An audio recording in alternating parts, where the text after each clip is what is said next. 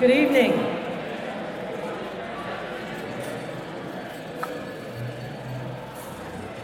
Good evening, everyone. Feel free to keep eating. Dessert tables over here, coffee. I know some people just got through the buffet line, but feel free to continue your meal as we begin the ceremony. So it's my distinct pleasure to welcome you to the 36th annual Washington and Lee University Hall of Fame banquet. We're so proud to have you here, and we want to thank you for choosing to be with us to celebrate tonight these outstanding people. We will be honoring the inductees of the Hall of Fame class of 2023, the 1974 men's lacrosse team, Sam Chase, class of 1999, Caitlin Lane, class of 2006, Emily Applegate, class of 2007, and Kat Michaels, class of 2008.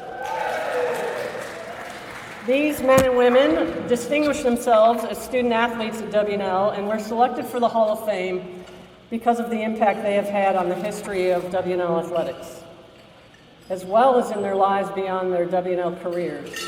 The inductees were chosen based upon the following criteria and standards. Established in 1987, the Athletics Hall of Fame was formed to honor alumni and individuals who have distinguished themselves through their outstanding contributions or extraordinary service to WNL athletics and have helped bring honor, recognition, excellence, and distinction to the university and its intercollegiate athletics program. In addition, alumni are eligible if they have made outstanding contributions or offered extraordinary service to athletics at Washington and Lee after graduation. As you will see, these inductees have more than met and exceeded these criteria and have carried the heart of a general throughout their lives. We're so very proud of their successes and achievements. Each year, it's our custom to pause and remember those individuals who have passed away since our last Hall of Fame ceremony and who are a member of the WNL Hall of Fame or who played a role in developing WNL athletics during their lifetime. Tonight, we want to remember several individuals. William D. Bill McHenry, class of 1954, former coach and director of athletics, member of the Hall of Fame class of 1998, and a major influence in the establishment of this Hall of Fame. Ferris Hotchkiss, class of 1958, former vice president for university relations and secretary of the university, and also a supporter of the creation of this Hall of Fame. Mel Cartwright, class of 1970, and Hall of Fame class of 2002. And Bill Stearns, former swimming coach. Each of these individuals gave of themselves to make WNL athletics what it is today. Please join me in a moment of silent gratitude to honor their friendship, generosity, and service.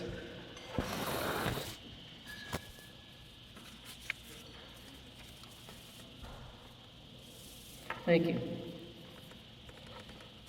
So this evening we've been treated to a fabulous meal by our talented dining services people, and I want to thank the following people for their efforts on our behalf. Assistant Director of Dining Services for Catering, Zach Funkhauser, Catering Executive Chef, Kevin Weiss, and Campus Executive Chef, Chris Vozol, as well as all the men and women of the catering and dining staff who have made this dinner possible. Let's give them a round of applause.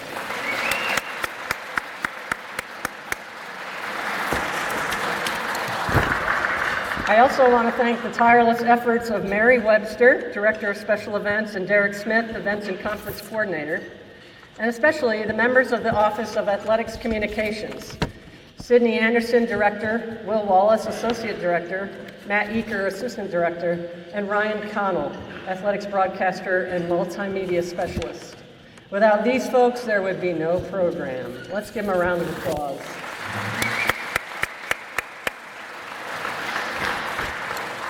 And a special thanks to the hardworking Hall of Fame Selection Committee, Jane Ledley, Drury Sackett, John Jensen, Sydney Anderson, Megan Fulcher, and Brian Snyder.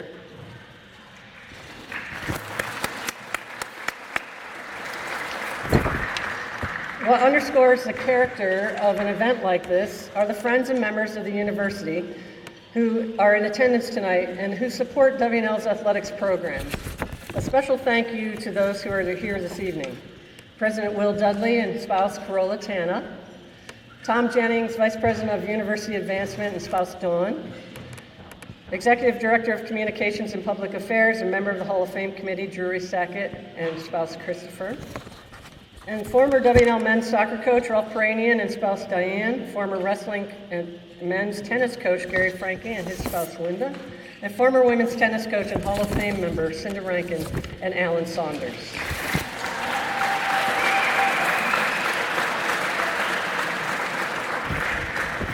Speaking of Hall of Fame members, there's a lot of you here. If you would stand and be recognized, if you're a member of the Hall of Fame, stand up, stand up. Woo!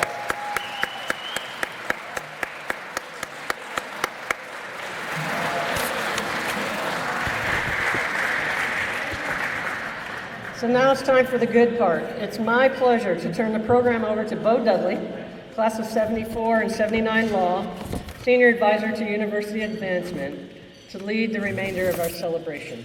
Bo?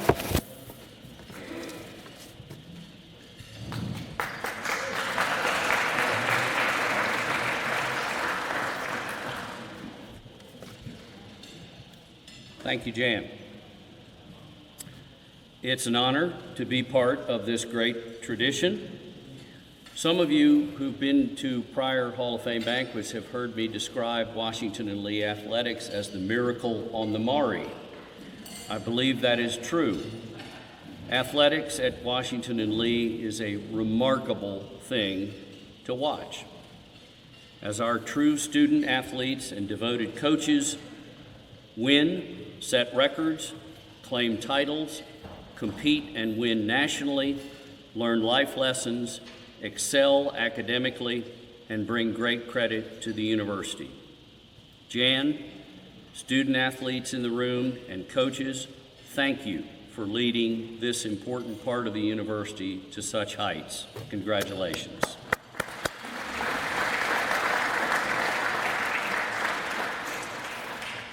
Through their accomplishments, tonight's Hall of Fame inductees have certainly contributed to the sterling reputation of WNL athletics, and they deserve this high honor, all of them. A bit of protocol: when I announce the name of the next inductee, please direct your attention to the video screen where the very talented Sports Information Office at Washington and Lee has produced a video capturing that team. Our first inductee is the 1974 men's lacrosse team.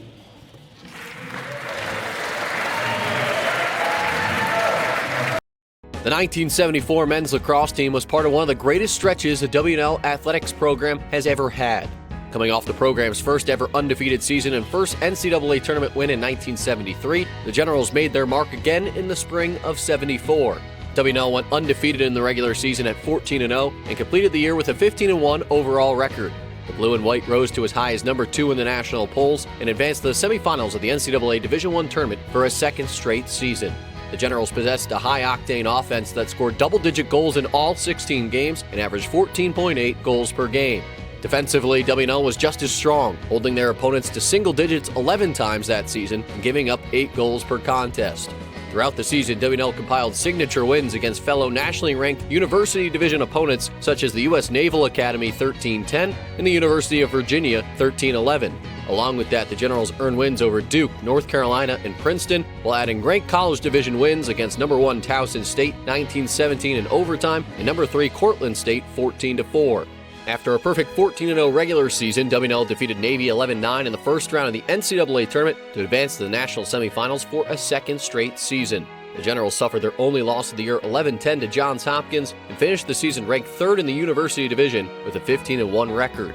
7 Generals players were named All-Americans, with senior midfielders Ted Bauer and Skip Lickfuss and senior goalie Skeet Chadwick being named to the first team. Dave Warfield and Jim Farrer were named to the second and third team respectively, while Brian Chasney and Rob Lindsay were honorable mention All-Americans. Bauer, Chadwick, Lickfuss, and Warfield all played for the United States national team following their time at Washington and Lee, while head coach Jack Emmer was an assistant coach on the 1974 national team and the head coach of the 2002 U.S. national team. In addition to numerous players, coaches, and staff enshrined in the WNL Athletics Hall of Fame, Ted Bauer, Skeet Chadwick, Skip Lickfuss, and head coach Jack Emmer have all been inducted into the National Lacrosse Hall of Fame.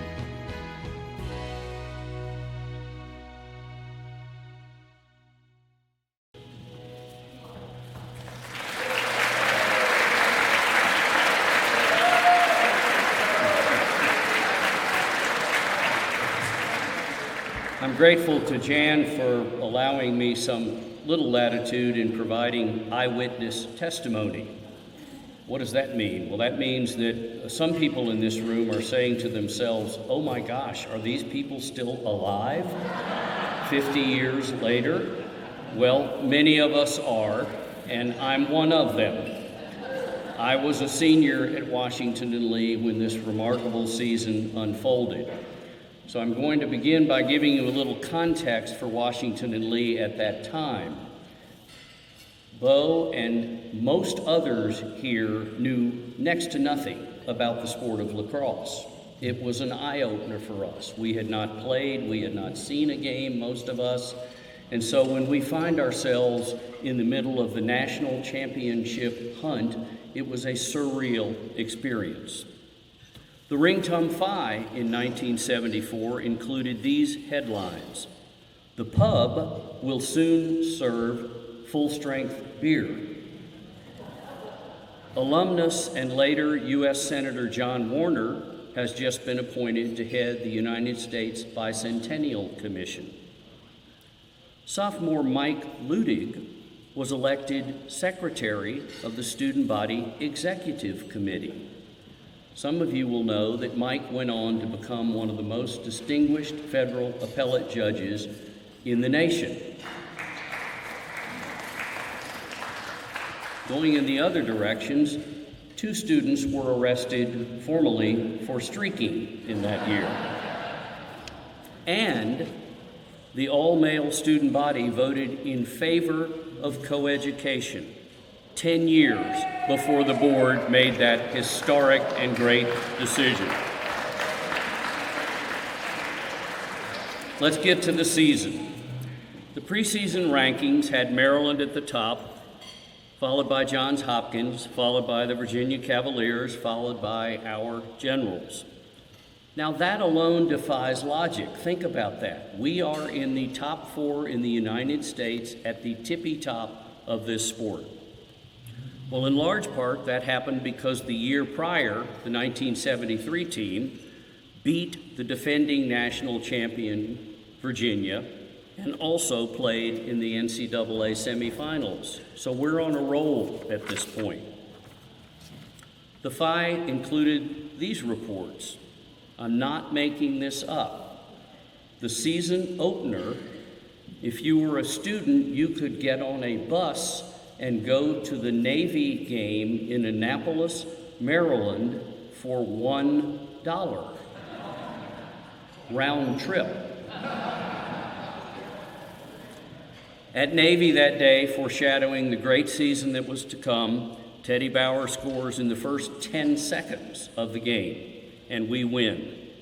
But Coach Emma is not at all satisfied, and he says, "We just gotta improve." Next, they reel off wins against CW Post, Princeton, Duke by 9 goals, and then University of North Carolina, Chapel Hill by 10 goals.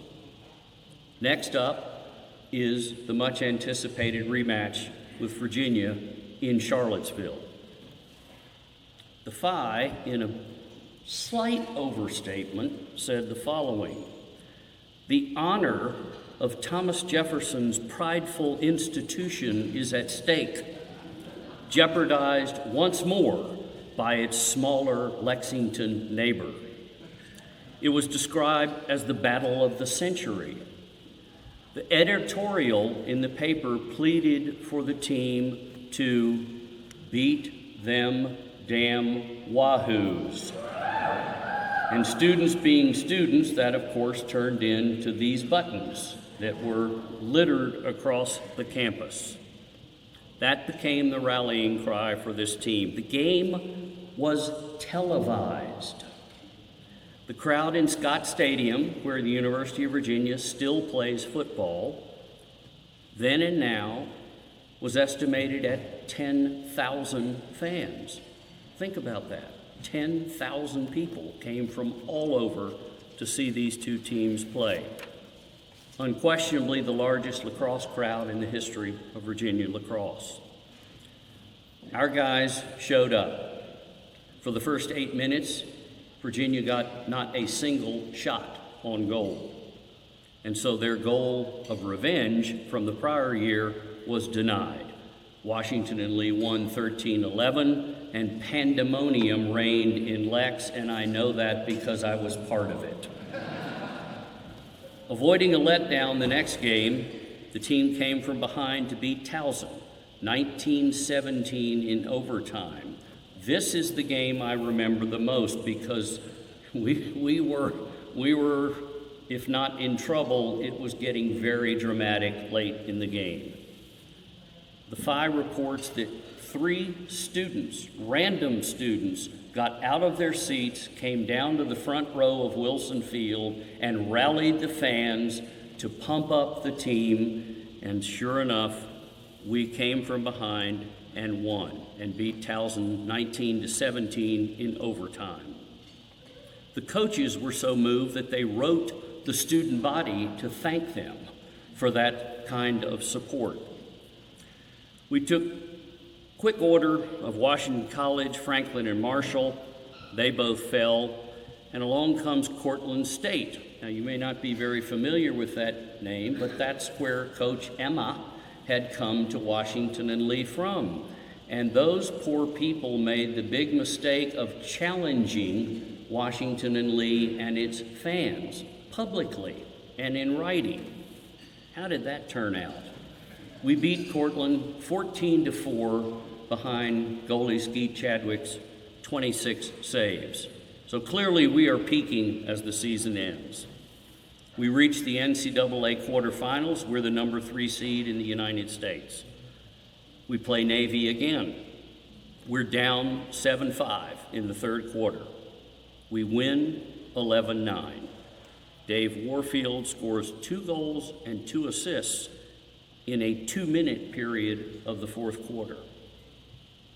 So on we go to iconic Homewood Field in Baltimore, Maryland, to play Johns Hopkins.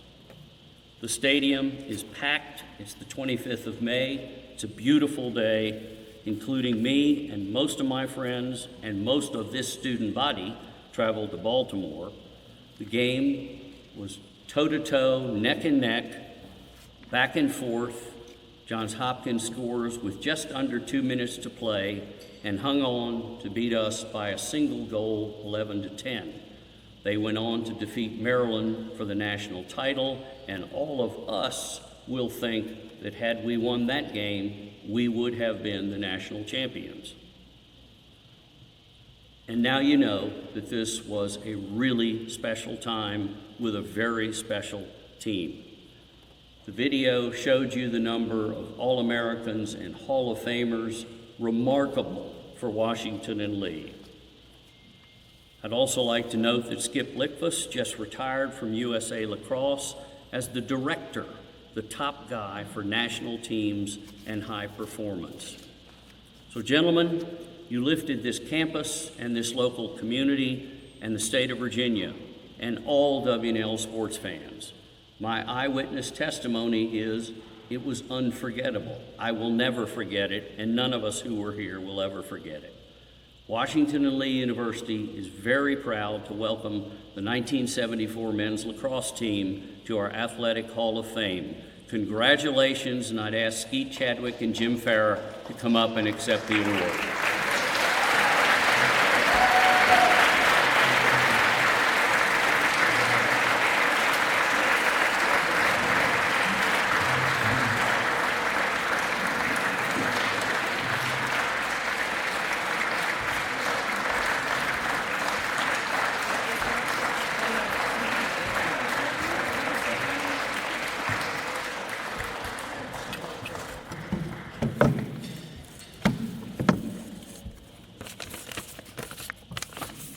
very much, Jan, and thanks to all of you who are here this evening. On behalf of the 1974 team, we want to add our congratulations to Sam and Kat, Caitlin, and Emily on the occasion of their induction.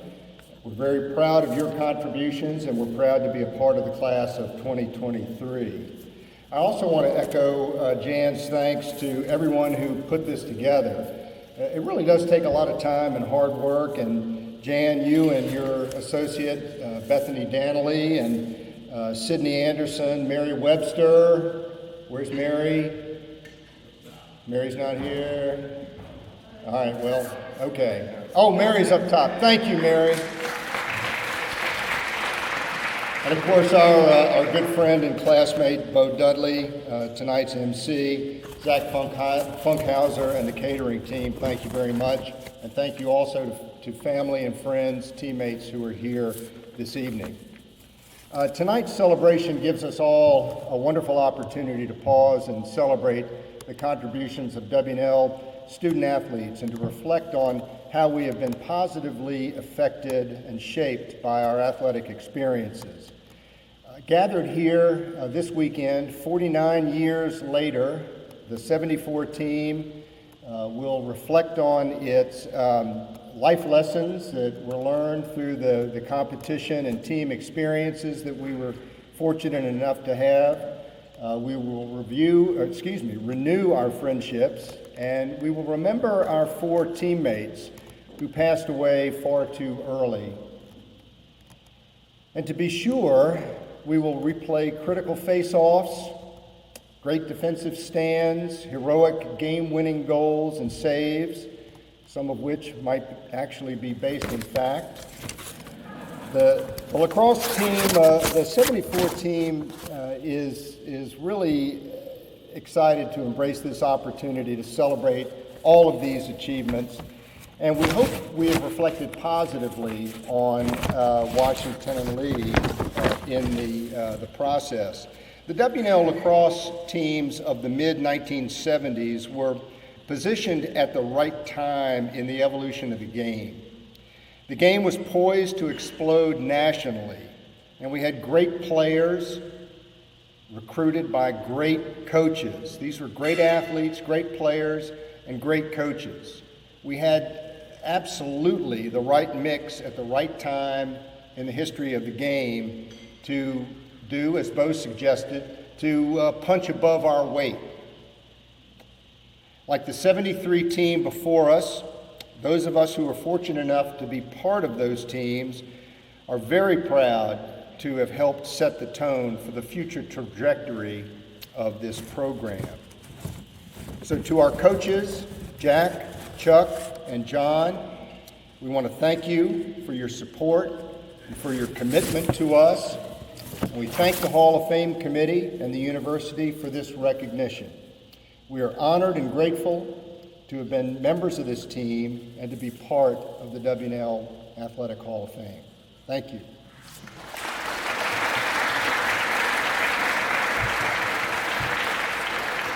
Good evening.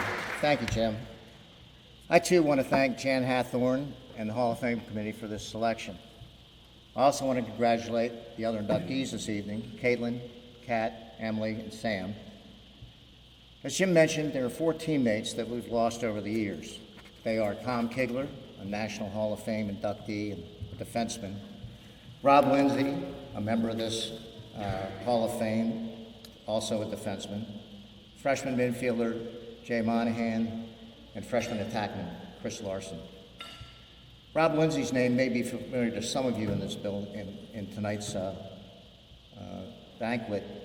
The game field at Wilson Field is named in his memory, thanks to the generosity of our teammate Ted Bauer.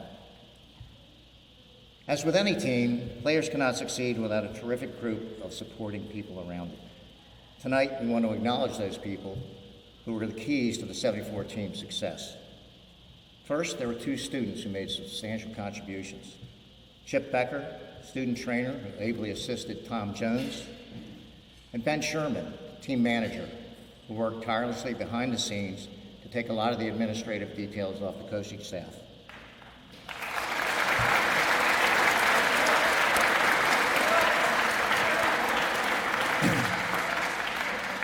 They're two long-time members of the staff here at Washington Lee who also played key roles. Jerry Darrell, who managed the food service for the university for many years, had a big hand in promoting the game. You heard from Bo. A lot of folks here didn't know the game of lacrosse, and Jerry provided a boost to the enthusiasm to the student body, which turned into almost a rabid reaction to what we were doing. He also had a special thing that he had for us every Saturday of a big game, which was a pep rally style training meal, which we all will never forget. Jerry was definitely fan number one, and his son Jake, 1A. Tom Jones, our head trainer and fellow Athletic Hall of Fame member, not only kept us on the field through bumps and bruises and so on, but he was also a hot tub and ice bath psychologist, occasionally giving advice and counsel to players. Jerry and Tom, thank you so much for all you did for us.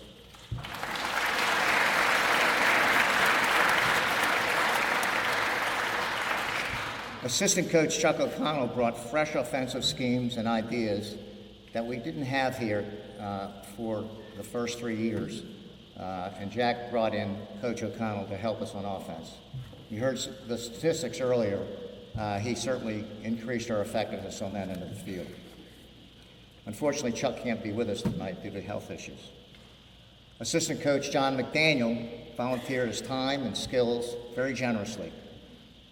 John is a long-time, full-time sociology and anthropology professor here, and he was also an All-American midfielder for the Generals in the mid-'60s. John helped the coaching staff in many ways, but most importantly, he was the goalie coach. His work with me over 2 years made me substantially better. He also worked with 4 other goalies who are in this room this evening, 2 of my teammates, Malcolm Hastings and Todd Galvin, and 2 members of this Hall of Fame, Charlie Brown and Bobby Clements. John and his wife Nell traveled all the way from Montana to be here. We all know it's kind of tough to get to Lexington anyway, but I don't think you can imagine how it is to get from Manhattan, Montana to Lexington. We're so grateful for you guys to make the trip and really look forward to spending a lot of time with you this weekend. Finally, the man who orchestrated every part of this team's success, Coach Jack Emmer. Coach came to WNL in the fall of '72, and he knew he inherited some talent, but he was convinced that we needed to be stronger mentally and physically. And he was right. That was maybe the only time he was right. But in any event, Jack challenged us to do just that, and he also instilled in us a belief that we could play with anybody in the country. He coaxed every ounce of effort and skill out of every player on that team. You heard Bo Dudley's description of what it was like around here that spring. We had the great support, faculty, the administration, the student body, both law and undergraduate. We even had the townspeople who came to our games and supported us. It was a magical time. Let there be no doubt that the architect of that magical time is none other than the head magician, Coach Jack Emmer. Thank you, Jack, for making us a better team than we ever thought we could be.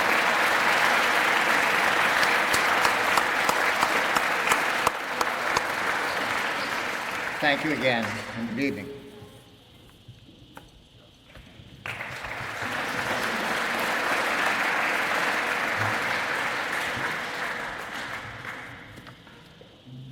Tonight's next inductee is Sam Chase, class of 1999, men's soccer.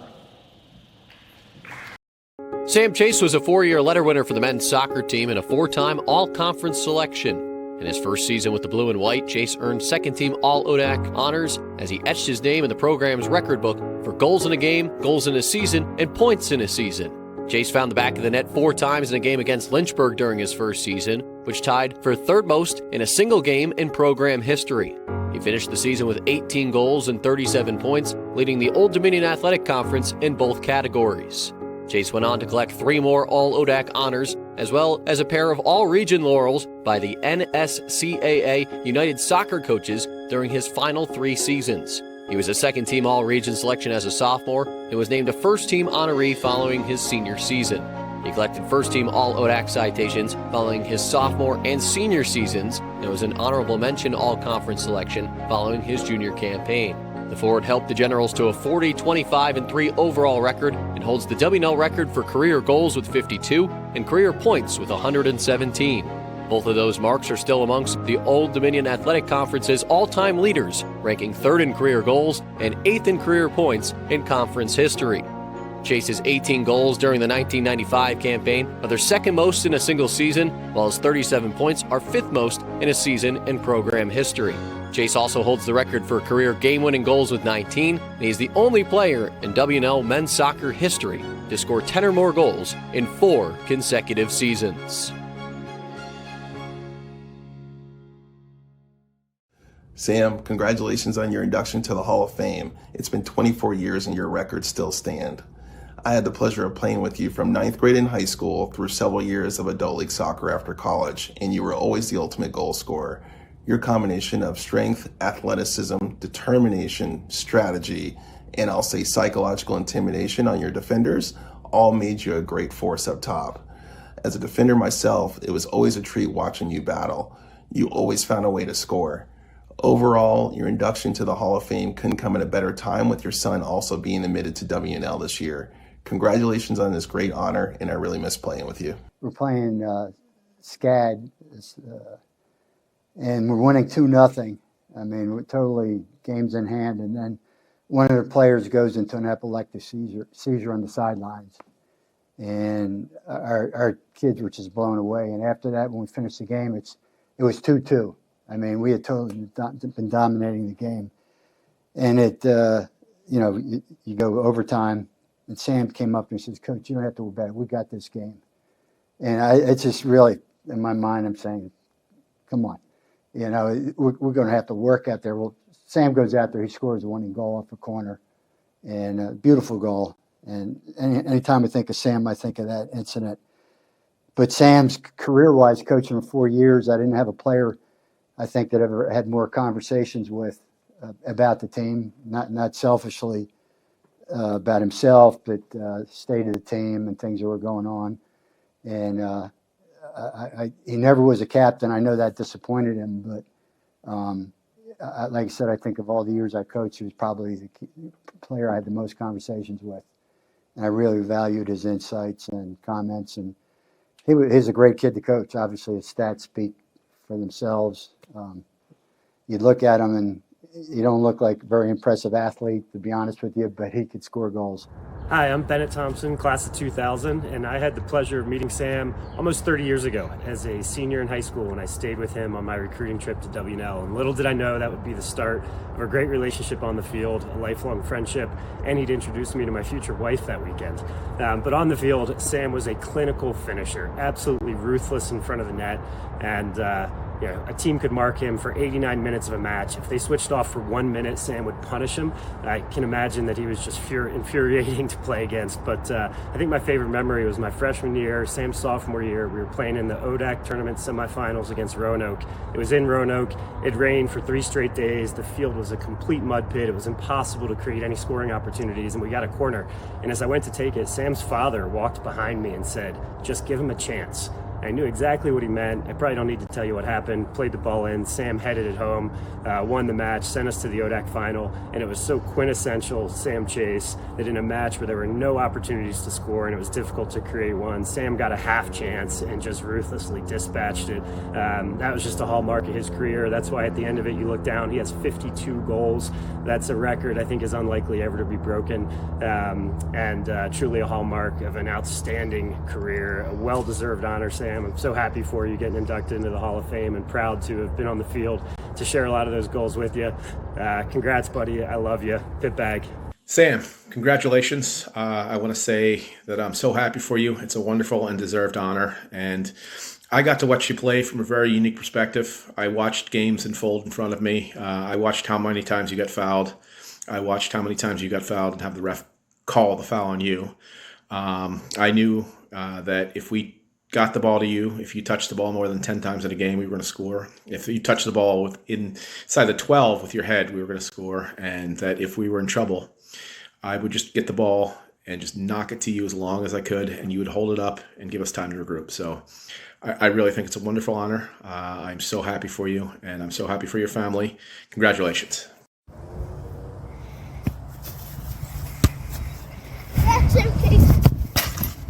Hi, I'm Samuel Chase. And I'm Macy Chase. And we are so glad to have this opportunity to celebrate our dad and his induction into the Hall of Fame. We have grown up hearing awesome stories of our dad's time at Washington and Lee, and some of his fondest memories were clearly made on the soccer field. Throughout my childhood, he has passed down some of the valuable lessons he learned as both a teammate and a student athlete.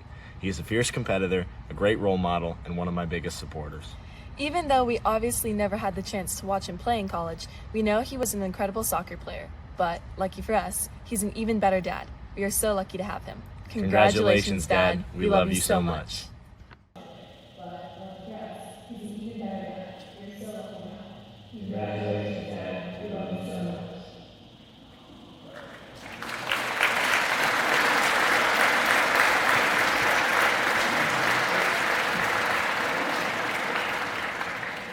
It's good that you're the one that's going to follow that. Sam, people who watch soccer and play soccer know the kind of extraordinary endurance and dedication and skill that it takes. You're at the top of the heap at Washington and Lee. We are deeply honored to induct you into the Athletic Hall of Fame. Please come up.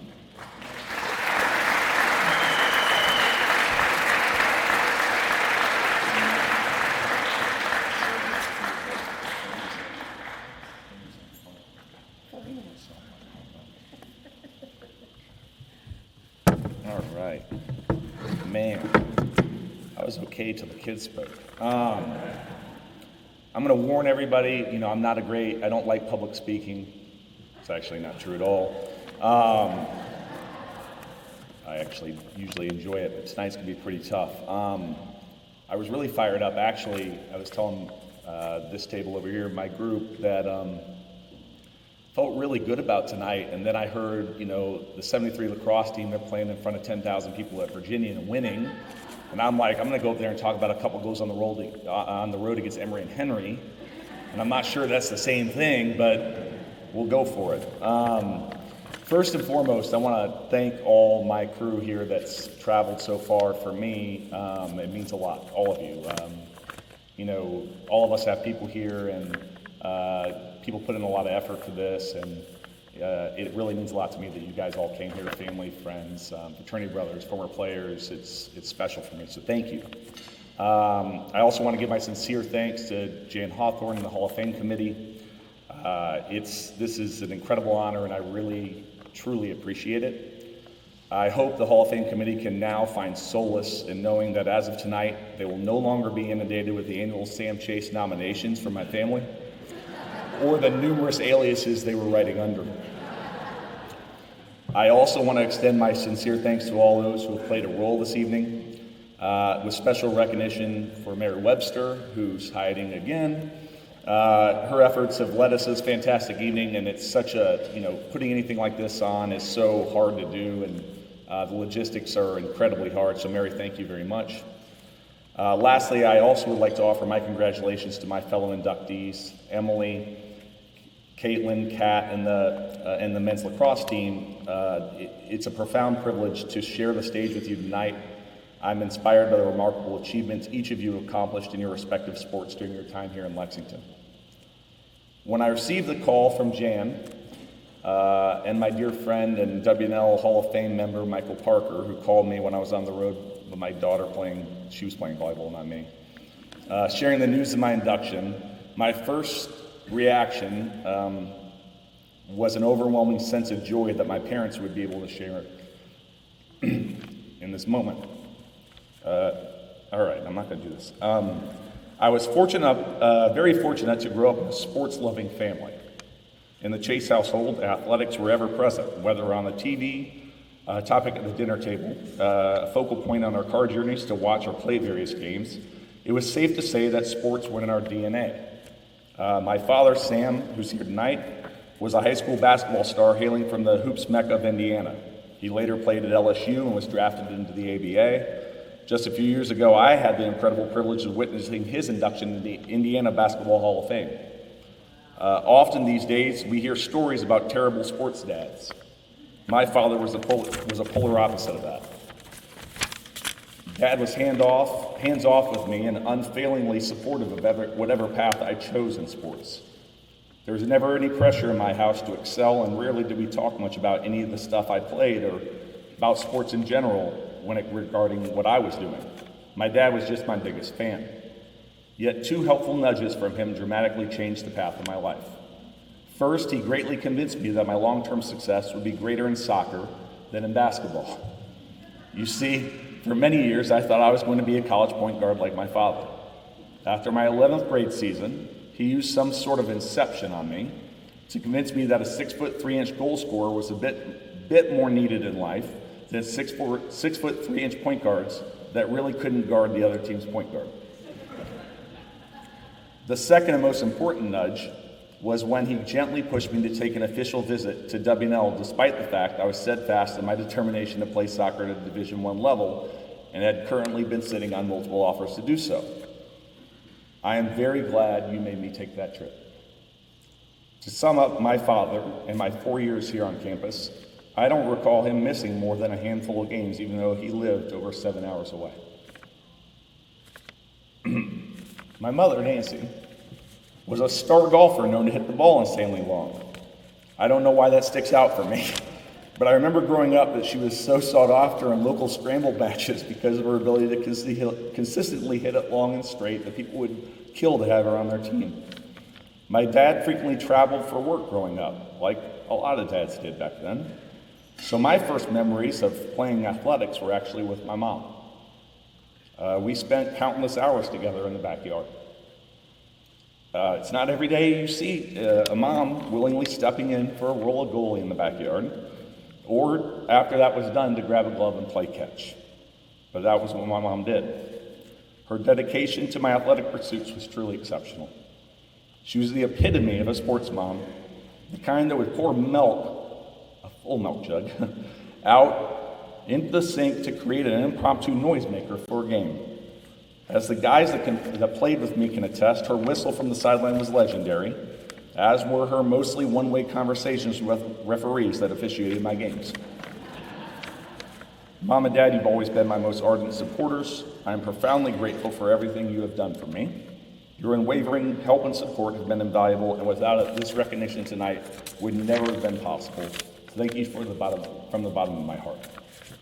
I would also like to express my deep appreciation for Coach Rolf Peranian, who is here tonight. Coach Peranian not only played an instrumental role in bringing me to WNL, but more importantly, he consistently demonstrated unwavering faith in my abilities as a player. From the moment I arrived on campus to my final game my senior year, Coach penciled me in the lineup, except for one memorable occasion during my freshman year, when Michael Parker and I were slightly late to the locker room, partly because of this woman sitting here with me tonight.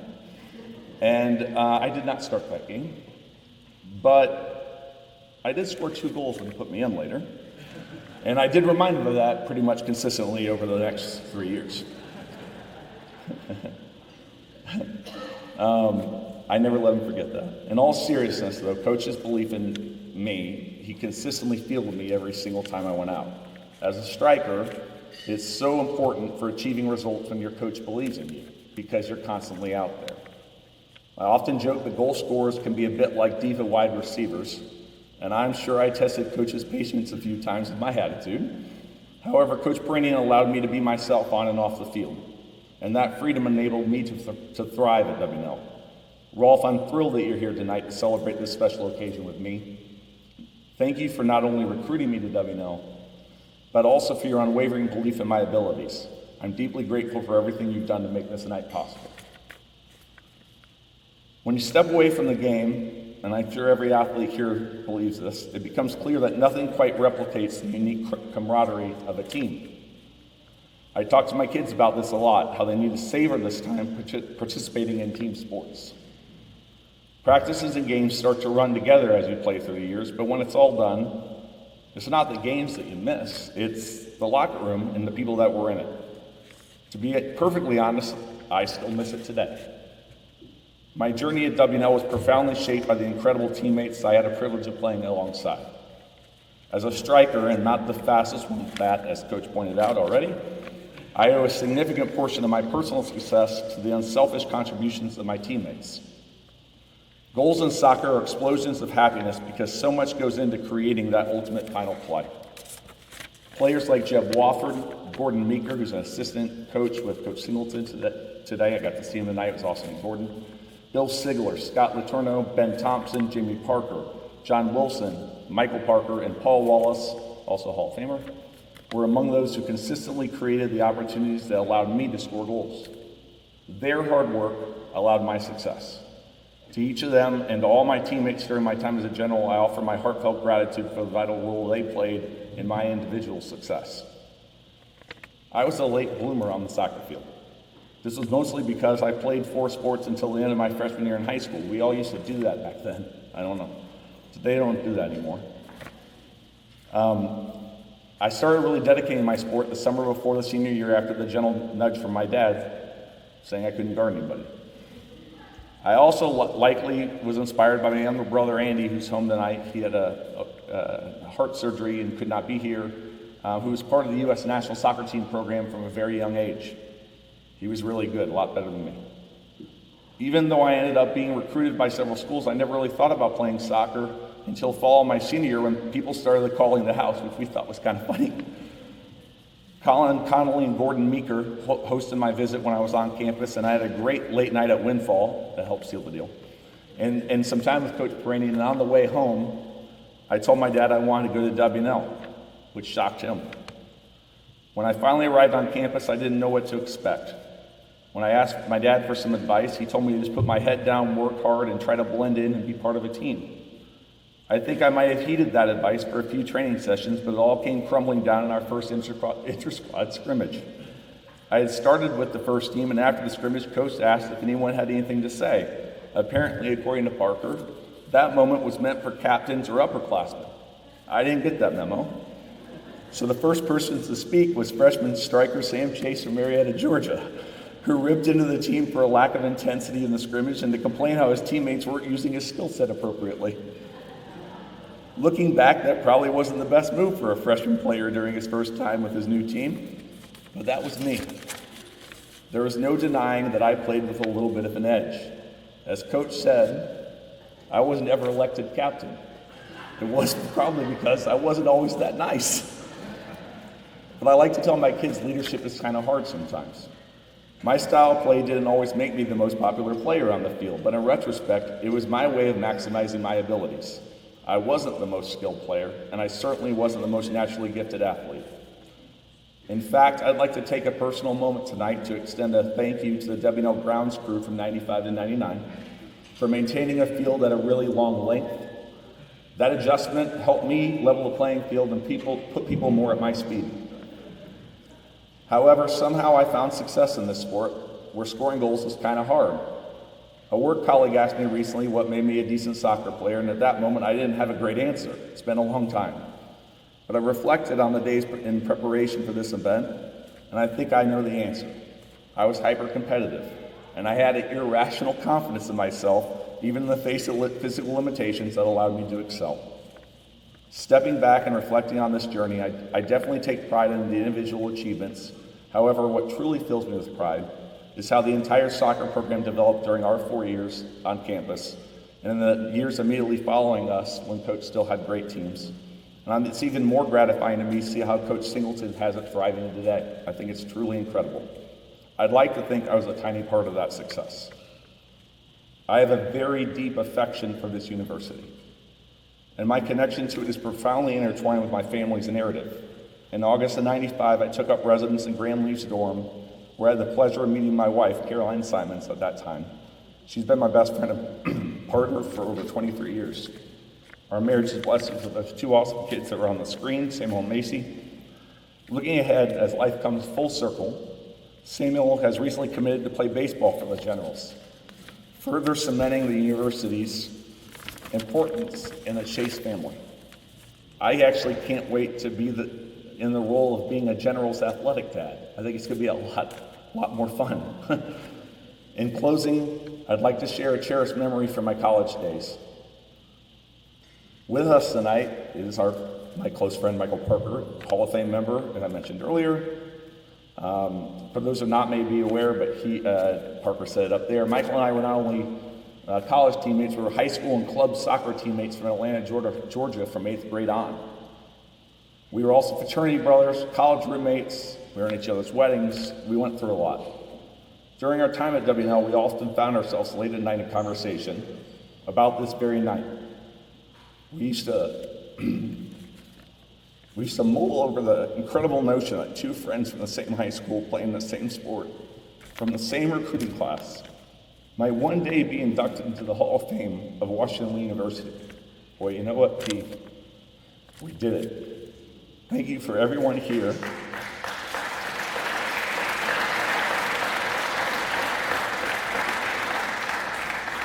Thank you to everyone here that made this possible for me. It's an incredible honor, and I know everyone says this, but this truly means the world to me. Go Generals, hit back.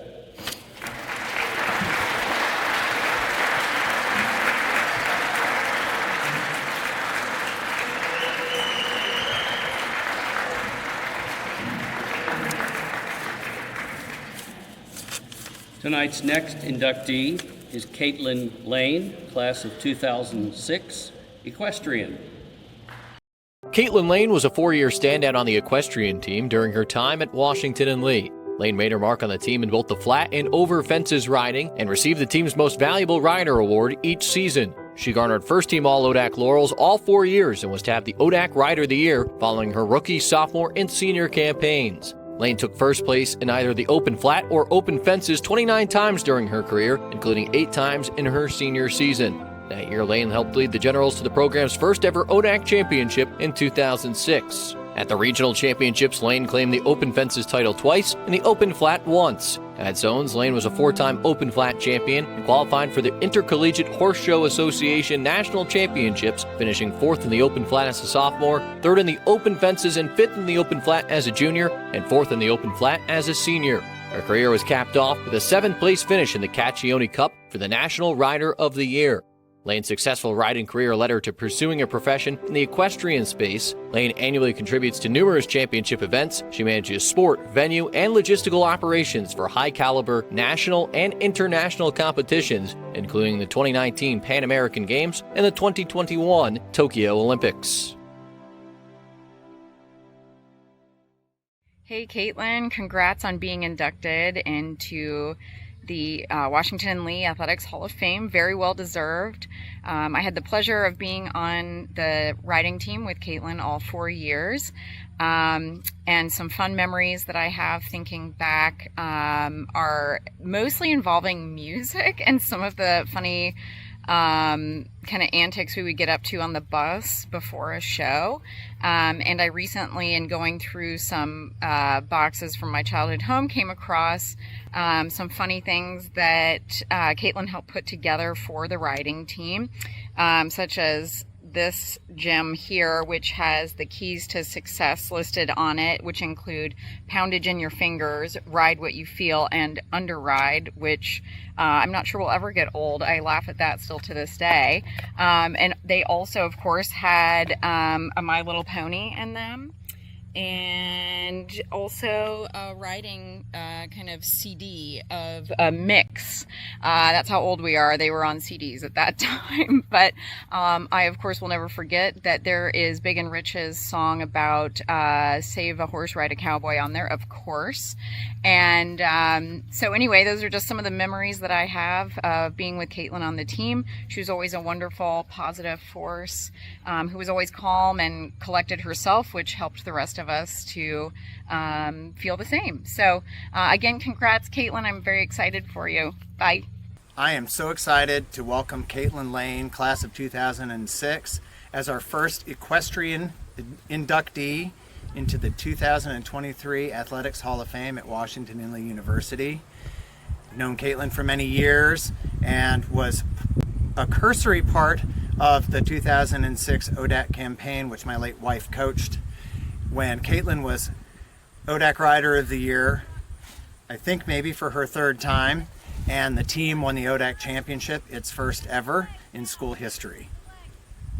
Very proud of you, Caitlin, and how you have carried the W&L banner on into your professional life as an alum. Best of luck and best wishes.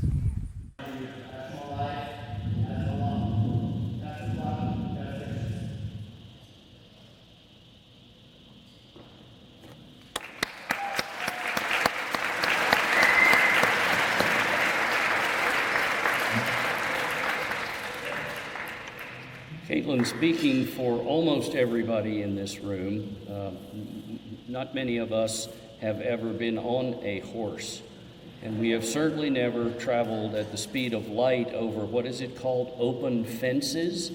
And when I see that picture of you gracefully winning championships and competing at the national level, it is really unbelievable to me. So congratulations, you're at the top of our riding program, you earned this honor, and we proudly induct you into our Athletic Hall of Fame. Please come up.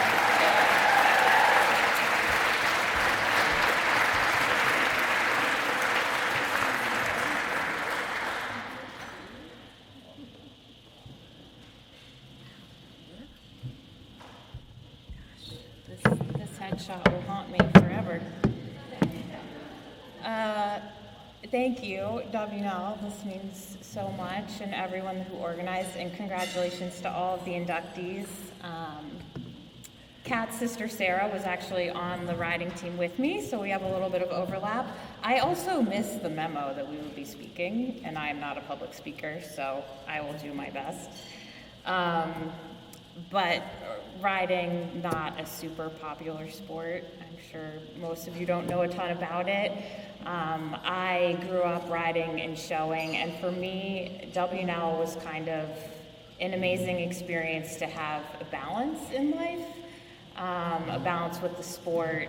It introduced me to so many people. It's also an individual sport, so it was the opportunity to take part in it on a team, which was such a new and wonderful experience, you know, getting to do my sport with a group, meet new people, get to do team things like Katie was saying. Oh my gosh, so my phone is recording me. Also with equestrian in college, it was kind of a crazy experience of usually individual, we're riding our own horses, and with college, it's riding random horses. Nationals was a totally crazy experience of like a wild card of what horse you were getting. So, an incredible experience to get to do this, to get to do it with the team, and for W&L, it's one of few programs where it's a varsity sport. So it's incredibly special for me to get to take part in all of the varsity sport experience, the programs, the ceremonies. That's so unusual in our sport and really great to get to experience that. And I really appreciate that with W&L. As Gordon in the video said, Amy Reistrup was the coach my senior year. She was incredible. I moved to New York City after college, which coming from riding, I think everyone assumed I would kind of stay in that sport. Amy was an incredible supporter of me moving to New York, of really finding that balance of the sport and life. And I think that was a big contributor to kind of this, I've stayed in the sport, working on the organizer side, getting to go to the Olympics, all of these incredible experiences. And I really just appreciate Amy and W&L and all the lessons in the program. So, thank you.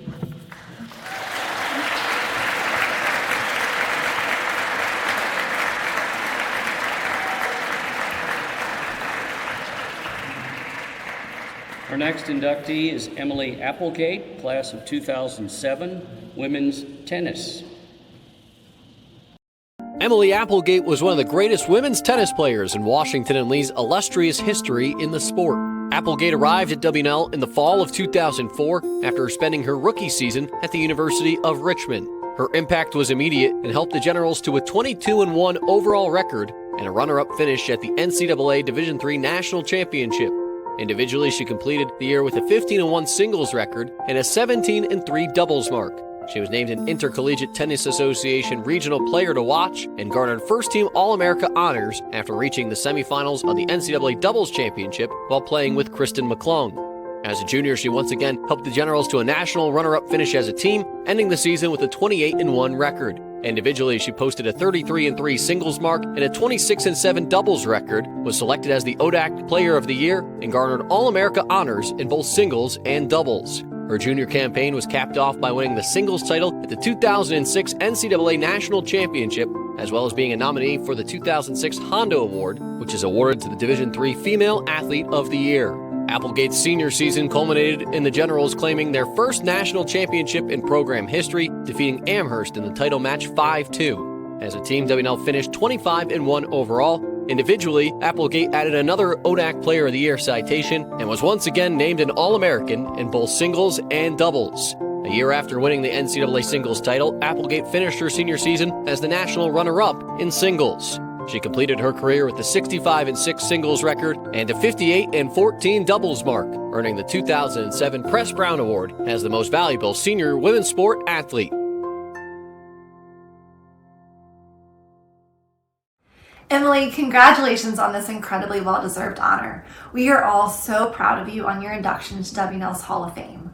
From the moment you arrived in Lexington in January of our sophomore year, you made an immediate impact on our team on and off the court. You have one of the most efficient and effective tennis games I have ever seen. You seem to know exactly where to be and effortlessly moved your opponent all around the court. You played such a pivotal role in all 3 successful seasons, culminating in our team national championship our senior year, which we could not have won without you at the top of our singles and doubles lineup. It was also so exciting to watch you move quietly through the singles draw during individuals our junior year and win that national championship.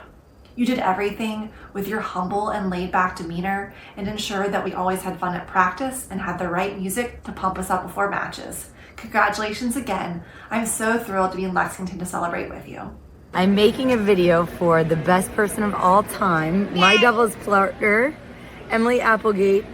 You're such an amazing, inspiring person, Emily, and I wish to God I was there to celebrate with you. You deserve every minute of this, and I love you so much. This is one of Mommy's best friends in the world, and doubles partners, and you're a way better tennis player than me. I was so lucky to have you, and I still am. Can't wait to celebrate you. You're the bomb. I'm sorry I can't be there, but we'll celebrate soon. Love you, Emily. Hey everyone, I'm Patty, class of 06. I had the privilege of playing on the W&L women's tennis team with Emily and serving as her captain for her junior year. While I might have been the captain, Emily was definitely leading the team when it came to performance on the court. It was so much fun to watch Emily play tennis. She was like a little Energizer bunny out there. And between her endless energy and her finesse, she was unstoppable on the tennis court. The ease at which she dominated on the court was incredibly impressive. Emily also had a unique gift where the later she stayed up the night before a match, the better she played that morning in the match. She was an enigma to the rest of us when it came to that. I vividly remember having a conversation with Jenny, who's also here tonight, in the fall of my junior year about how excited we were that such a talented transfer from a D1 school was coming to join our team next semester. Little did I know that in addition to that talent, I was gaining a lifelong friend with Emily. Emily, I am honored to be here tonight to witness your well-deserved induction into the W&L Athletics Hall of Fame. Congratulations.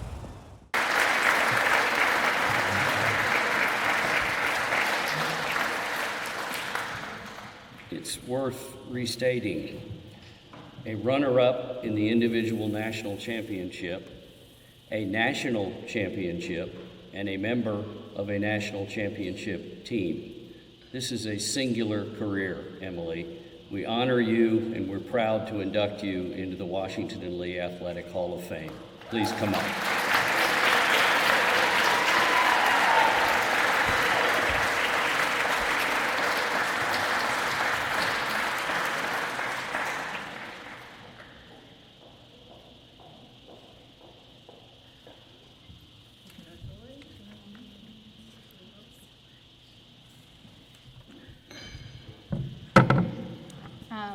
Good evening, everyone. Thank you so much for having me tonight. It's an honor to be here with all of the other athletes, as well as everyone's friends and family.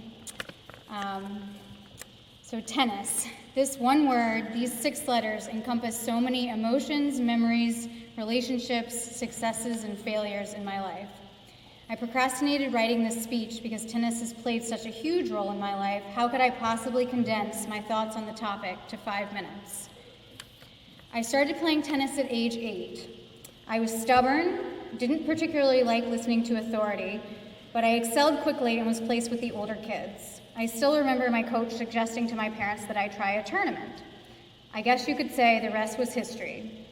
My most memorable experiences competing at that age were dealing with the mean players who cheated and called you names, insane mind games for that age. I was a perfectionist with a terrible temper, but I was honest, unlike many girls at the time. These small local tournaments rapidly progressed to state tournaments and then regional and national. By age 12, I was top 50 in the country and obsessed. Watching myself move up in the rankings was addictive. Thankfully, my parents put zero pressure on me to play, much less succeed. Otherwise, I don't think I would have lasted very long in the sport. As I mentioned, I didn't like people telling me what to do, even my coaches, as Cinda can attest. I was so lucky to be able to travel the country and the world doing what I loved with amazing coaches. I kept a journal of every single match I played and what the score was. Fast forward to college. Tennis is unlike the majority of college sports, and that prior to college, tennis is an individual sport, like Caitlin mentioned in riding, and it only becomes a team sport upon college. This transition is difficult for many players, including myself, because you're used to doing everything the way you want on your schedule. I did not adjust well to this seemingly loss of control at first. Sorry, Cinda. As many of you know, I didn't start my college career at W&L. I played D1 for a year at University of Richmond. To be honest, I didn't know a ton about W&L because I hadn't considered D3 initially. But I knew everyone who went here loved it, and it was a fun school. So an anecdote I'll add that Sam inspired was I visited W&L, and I was supposed to stay with my future tennis partner, Kristen McClung. And she, I think, flaked out on the weekend and was drunk the whole time. So Jenny, who's here with me tonight, had to be my host instead. And she knew that she needed to show me a good time, but she really didn't, I don't think, wanted to go to the party of that night, which happened to be a Thursday Pink Palace party. So if any of you have been to the Pink Palace in the country, it's like 30 minutes, down winding roads. And so Jenny had some friends who were drinking and going, so she said, "Here, Emily," and had a car arrive to get me, full of drunk people, and threw me in to go to Pink Palace. I think I was sober at that point, but fortunately there was plenty of liquor, and so as Sam said, Pink Palace, I'd say, sealed the deal. So thank you to Jenny for throwing me in the car and making sure I had a good night. So my junior year, I won the individual national championship. The individual nationals comes after the team nationals, so all of my teammates had gone home by then. Cinda and our assistant at the time stayed behind in California with me. Without the team there, winning the championship seemed anticlimactic and frankly unimportant. Senior year spring is when it felt like everything changed. Our team really bonded even more than the past, and we were extremely close friends. We hung out even more off the court than in prior years. And one thing I'll add that Patty, and so memories have been flowing to me as everyone's speaking and watching these videos.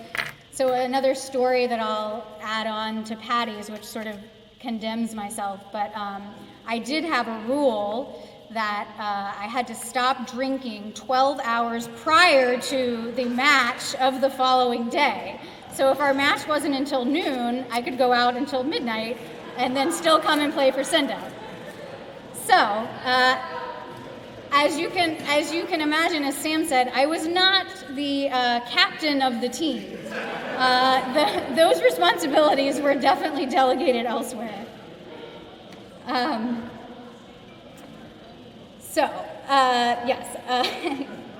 Back to the story. So senior year, we won the national championship. As was mentioned, only the second national championship in W&L school history. The joy that came from winning with the team and my friends overshadowed prior years' individual successes exponentially. Ultimately, I had learned that putting the team first, working for the greater goal, was so much more rewarding, an important lesson on and off the court. I can say with certainty that transferring to W&L was one of the best decisions I've ever made. Fast forward to today. I don't play tennis anymore, but I recently had a period of years where I literally every night dreamt about tennis. I realized my brain was trying to reconstruct the memories of my life after a brain injury. Tennis had such a positive impact on me, I believe my brain was inviting me to return to a resilient time where I never gave up because I knew I could overcome obstacles and continue to fight for the win. As the author Amy Tan said, we dream to give ourselves hope. A few life lessons, some cliche, but all very true, that I learned via tennis.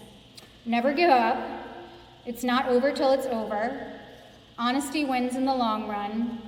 It's easy to work harder with the people you care about. Losing is an important part of improvement. Maintaining hope requires bravery, and you must take risks in order to succeed. I owe a big thanks to Cinda to putting up with all of my shenanigans over the years. I'd also like to thank Cinda and my teammates Patty and Jenny and Becca for her surprise visit, for all coming here to support me, as well as my husband Michael and his parents. Thank you so much for coming to support me. And I owe the biggest thank you to my mom, who is here tonight, for taking me to so many tennis lessons and tournaments over the years. All of the long road trips, the terrible hotels, and too many nights at Ryan's Steakhouse. She was always there for me emotionally, to cheer me up after losing, and to show me that she loved me unconditionally no matter what happened. I'll end with a quote from Pete Sampras that represents my time at W&L. I let my racket do the talking. That's what I'm all about, really. I just go out and win tennis matches. Thank you.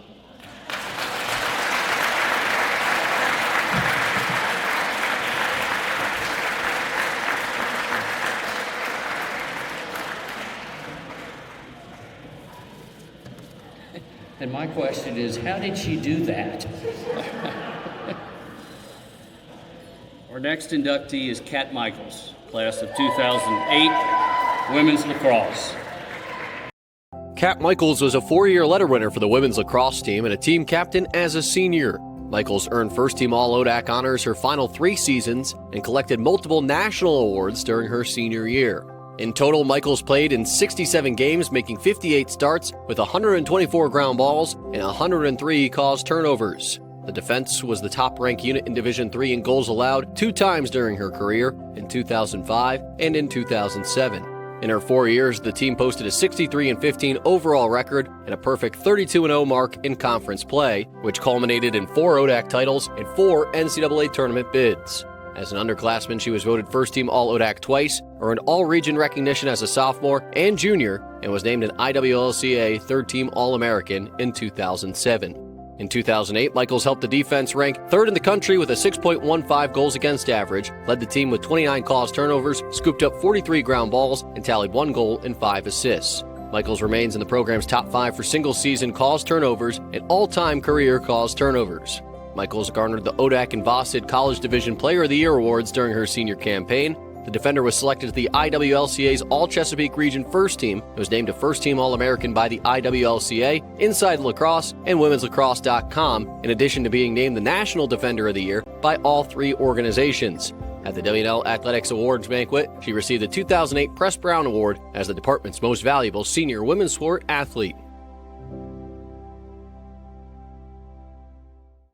Kat, as a teammate, was always the one you were chasing after in a sprint, the one you were trying to catch, the one who was making you better as an individual and making the team better. You always wanted Catherine Murphy Michaels on your team, and I was lucky enough to have her on mine.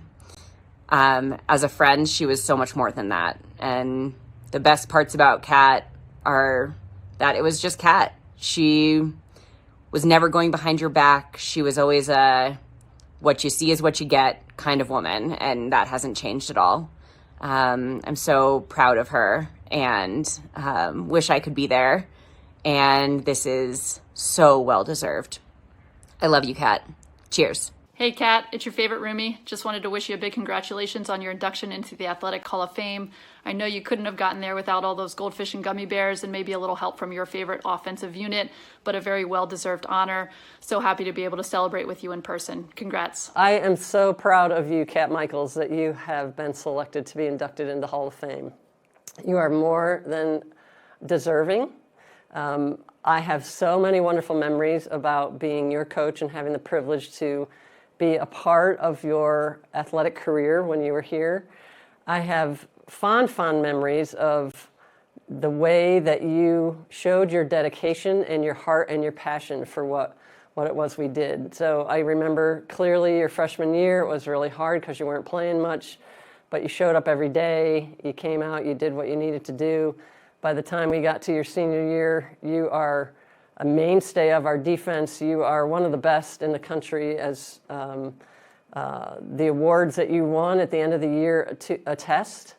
But what I love most about you is your heart and the way that you cared and the way that you took that passion that you have for the sport and for being at the top of your game to anything and everything you did with the team, not just as an individual. So well done, and I hope that this is just the beginning of a whole string of things that come to you as a result of all the great work you did when you were a student athlete at Washington and Lee.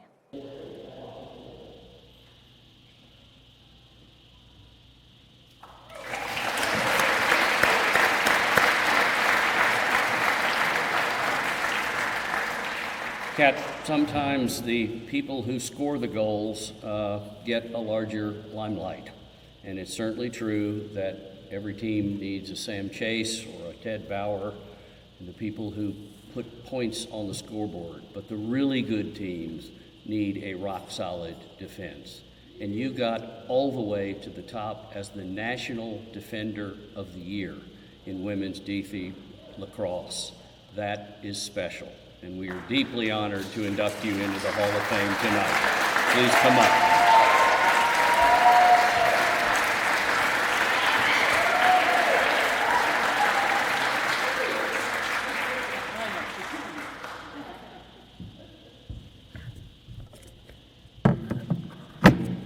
Thank you guys for this honor. Thank you for staying. I know it's late. We will be quick and brief, do not worry. But thank you all again. This is a wonderful opportunity to come back, share this with you all, and just excited to be another part of the members of the Hall of Fame. What's really special, you may not know, but I learned today was the Hall of Fame was started in '87. My great uncle was inducted in the second year that the Hall of Fame was here, Walt Michaels. So it's really cool to be the second Michaels to join him in the Hall of Fame. So it was really cool.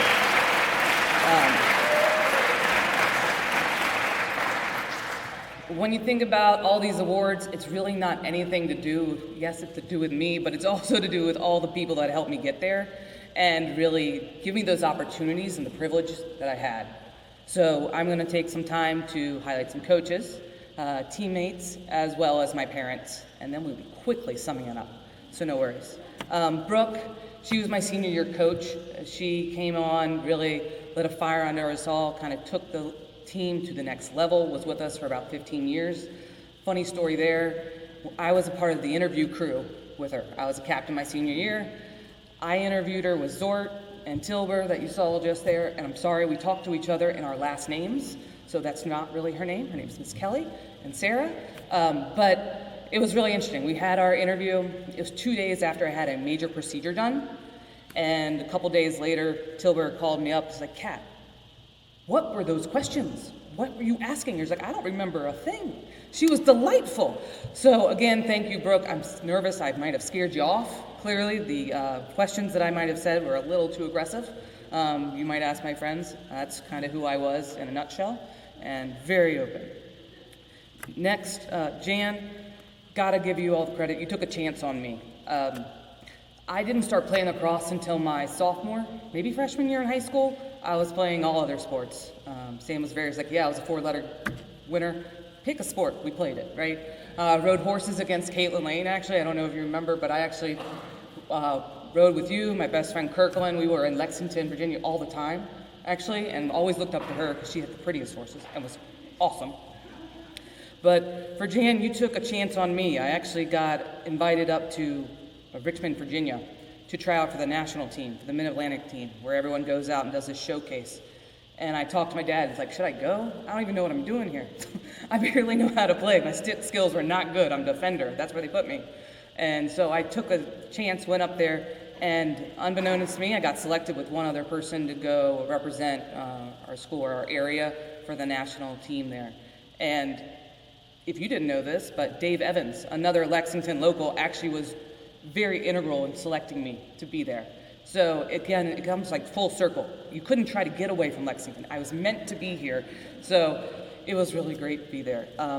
But of the things that I learned from JAM, there were really 3 things.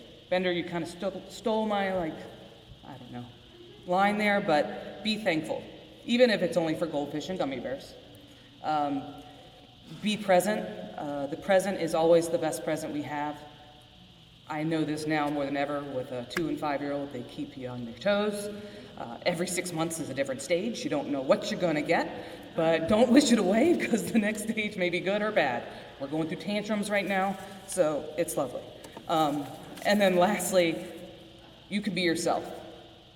Don't be afraid to be yourself. College is hard.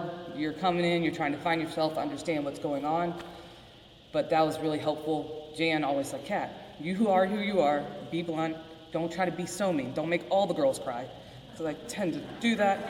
If they weren't pulling their weight, I couldn't help it. We gotta get better, guys. I'm not here for that. So again, thank you, Jan, for your guidance. I'm forever grateful for your continued mentorship and most of all, friendship. My teammates, you are really the heart and soul of my athletic journey, right? Without y'all, I don't have any stats, I don't have a team. I'm not even there. Clearly, without you, our college experience would have had major holes through preseason practices, 300s, continuous 3v2, bus shenanigans, and dance parties at Utah. We really came together on and off to really help go through any challenges on and off the field. It would even made me more special. Last year was our 15-year college reunion. We all came, and it was just super cool to have our 8 back together. And then last but not least, I want to thank my parents. Your support and unwavering belief in me has been a constant source of strength. My dad is Kevin Michaels. He has his own athletic prowess. He's in a multitude of, I would say, Hall of Fames. But the cool thing about that is he was a coach and an athlete, but he was a father first. Many people have dads that could be overcoaching you. Hey, you gotta do this, gotta do that. No, he was there to make sure I was supported, made sure I had fun. Did you try your hardest? But he wasn't overbearing. I was my own worst enemy. I would replay the whole game, write everything down I did wrong, and create all the different things that I could do to practice to get better the next week. That is who I am, clearly. I didn't need an extra person in my head. But if I wanted to ask him, he was there, and by means, he's not gonna hold back for anything. But again, Dad, I wanna say thank you for being a father first and coach second. It's really wonderful. And then Mom, boo, okay. So we started lacrosse late. There's a lot of whistles in girls lacrosse. It's changing now, and I still don't know the rules. It's changed so much. But you would find my mom on the front end, hooting and hollering, maybe not knowing really what's happening. That's fine. But the good thing I knew about her is she knew how to compete, and she showed me how to do that. For what she did for her company, our family, she knew what, with determination and focus and just constant ever working with people, you're gonna be successful. And so I wanna say thank you, Mom, for that. And it's just been really, if I can do this for my kids going forward and give them the support that you gave me, I'll be so excited if I can keep it going. In conclusion, I just want to say thank you. Congratulations to everyone else tonight. I think we should all go out and have a drink at the Palms. Let's go. But thank you, and go Jennies. Thank you so much.